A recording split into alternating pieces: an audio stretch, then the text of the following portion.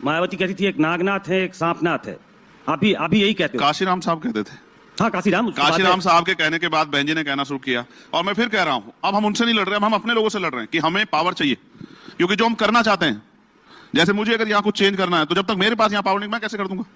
जैसे एजुकेशन, मैंने कहा पार्लियामेंट में कि एजुकेशन सभी के लिए मुफ्त होनी चाहिए, और एजुकेशन जो सरकारी नौकरी कर रहा है, भाई जो लोग हाई स्कूल इंटर तक, ग्रेजुएशन तक प्राइवेट स्कूल में पढ़ते हैं, वो कहते हैं कि हमें एमबीबीएस सरकारी स्कूल से करनी है, आईआईटी जाना है। मैं आपको इसलिए बात कह रहा हूं कि जब तक सरकारी कर्मचारी से लेके और सरकारी स्कूल में पढ़ने वाला बच्चा, सरकारी अधिकारी, कर्मचारी और नेताओं का, चाहे वो किसी पोस्ट पे हो, और आम किसान का बच्चा सरकारी स्कूल में नहीं पढ़ेगा, तब तक कोई बहुत बदलाव नहीं हो सकता। क्योंकि आज प्राइवेट सेक्टर इतना बड़ा खड़ा हो गया है कि वहां से गरीबों का बच्चा मुकाबला नहीं कर सकता है। 5,000 रुपए फीस देने की हिम्मत हर परिवार में नहीं है एक बच्चे की। और ऐसे ही अगर आप मेडिकल क्षेत्र में बदलाव चाहते तो आपको यहां भी करना पड़ेगा कि सारे नेताओं का इलाज, अब एम्स में सबसे अच्छा इलाज है या नहीं, आप बताओ। तो एम्स में अच्छा इलाज इसलिए क्योंकि नेताओं का इलाज वहां होता है, नेताओं की एंट्री में। आज मैं मेंबर ऑफ पार्लियामेंट जाऊंगा, मेरी एंट्री हो जाएगी, लेकिन क्या आम आदमी घुस सकता है उसमें? नहीं। मैं अपने फादर को नहीं भर्ती करा पाया था, मुझे आज भी टीस इस बात की, पावर स्ट्रक्चर है वहां।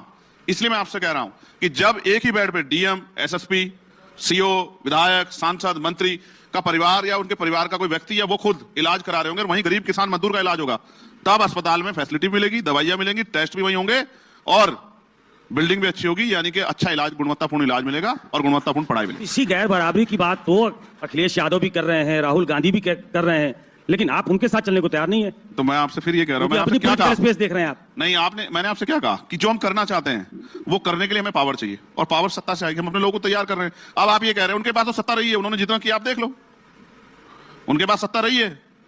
0 फीस पे एडमिशन होते बंद करा दिए, ठेकेदारी में आरक्षण था 2012 में, सब हटा दिया उन्होंने, जिनकी बात आप उत्तर प्रदेश में कर रहे हैं। और मैं फिर कह रहा हूं, कांग्रेस लंबे समय सत्ता में रही है, तो कितना बदलाव किया आप देख लो इन विषयों पे। आज भी 80 महिलाओं के साथ एक दिन में रेप जैसी घटना, हत्या जैसी घटना होती है। ये सरकार को इस पर खुश होना चाहिए, स्टेट गवर्नमेंट को इस पर खुश होना चाहिए। मैं आपको ईमानदारी से बताना चाहता हूं, आप भी अपनी बेटी को, अपनी पत्नी को रात को 11 बजे नहीं निकाल सकते दिल्ली, और इसमें मेट्रो सिटी में भी, यहाँ नोएडा में भी ये हालात हैं। आज इस तरह से क्राइम जो है पैर पसार चुका, और बिना सत्ता के संरक्षण के नहीं होता है। हमने तो सत्ता को खड़े देखा अपराधियों के पक्ष में, चाहे हाथरस हो या कोई और घटना हो। You are right bro. आज मैंने अभी एक पोस्ट की, जम्मू में हुआ, कठुआ में एक नाबालिग बच्ची के साथ, शेड्यूल कास्ट की बच्ची है, और कोई नहीं आवाज उठाएगा। आप मेरी बात को यार, जो हमारे दर्द पे आवाज नहीं उठा सकते हो, क्या भला करेंगे हमारा? क्या हम नहीं जानते हैं?